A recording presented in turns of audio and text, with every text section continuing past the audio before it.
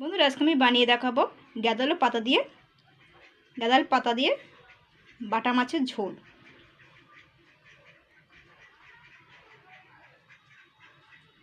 নমস্কার বন্ধুরা, আমি Priyanka, welcome back to my channel. বন্ধুরা আজকে আমি বানিয়ে দেখাবো বাটা মাছের ঝোল, গাঁদাল পাতা দিয়ে বাটা মাছের ঝোল করে দেখাবো।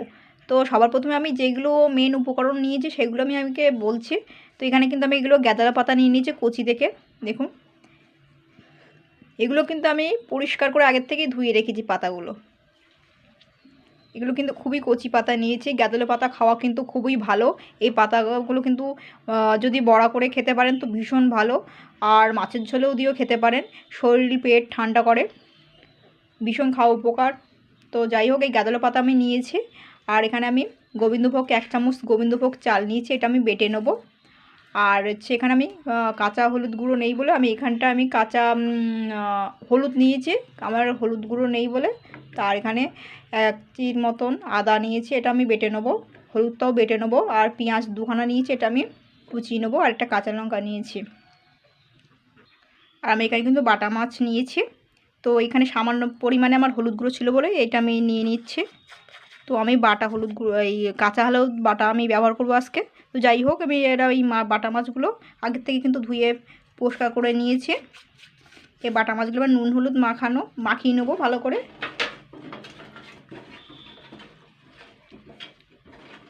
এখানে কিন্তু 300 গ্রাম মাছ আছে, আপনারা 400-500 নিয়েও করতে পারেন, খেতে পারেন বাটা মাছের ঝোল।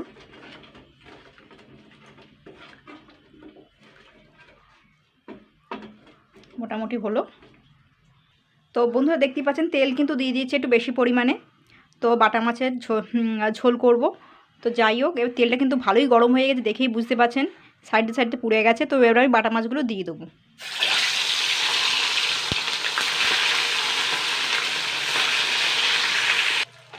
তো বন্ধুরা দেখুন, মাছগুলো কিন্তু সুন্দর হালকা লাল লাল করে ভেজে নিয়েছি। এগুলো আমি তুলে নেব।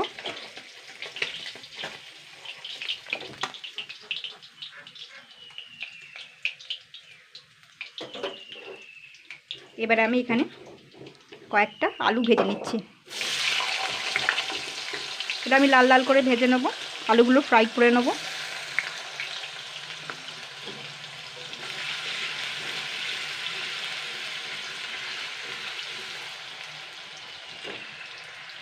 তো দেখুন বন্ধুরা, আলুগুলো সুন্দর লাল লাল মতন সুন্দর ফ্রাই হয়ে গেছে। এবার আমি কুচানো পেঁয়াজটা দিয়ে দেবো, এর উপরেই দিয়ে দেবো। আমি আর আলুগুলো আর তুললাম না ফালতু। তো এইটাও আমি এর মধ্যে 2 মিনিট মতন ভেজে নেবো পেঁয়াজটা। এবার আমি এখানে কালো জিরে, একটা কাঁচা লঙ্কা, একটা শুকনো লঙ্কা, এটা আমি এর মধ্যেই দিয়ে দিচ্ছি। এবার আমি এখানে 1 চামচ সেই আদা বাটা আর ওই যে হলুদ বাটাটা, হলুদটা দেখিয়েছিলাম কাঁচা হলুদ, তো সেটা আমি এবারে এর সঙ্গে ভেজে নেবো হালকা 1 মিনিট মতন। তো বন্ধুরা এবার আমি চাল বাটাটা দিয়ে দিচ্ছি, ধোয়া জলটা দিয়ে দিচ্ছি।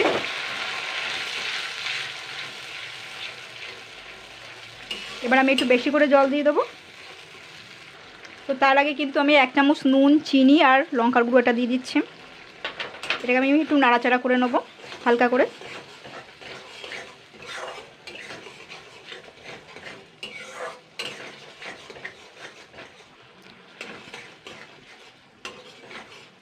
তো এবার আমি একটুখানি বেশি করে জল দিয়ে দেবো। এরকম আমি 1 গ্লাস মতন জল দিয়ে দিলাম। এবার ঝোলটা 3-4 মিনিট ফুটতে দেবো। দেখুন ঝোলটা কিন্তু অনেকটাই ঘন হয়ে গেছে। তো এবার আমি ভেজে রাখা দেখুন এই বাটা মাছ আর এই গাঁদাল পাতাগুলো আমি দিয়ে দেবো। দিয়ে আমি আরও 3 মিনিট মতন ফুটিয়ে নেব। এগুলো দিয়ে দিচ্ছি, দেখুন মাছগুলো কতটা সুন্দর হয়েছে। এবার আমি 3 মিনিট মতন ফুটিয়ে নেবো, তারপর নামিয়ে নেবো। এই ছিল আজকের রেসিপি গাঁদাল পাতা দিয়ে বাটা মাছের ঝোল। তো এইভাবে ট্রাই করবেন।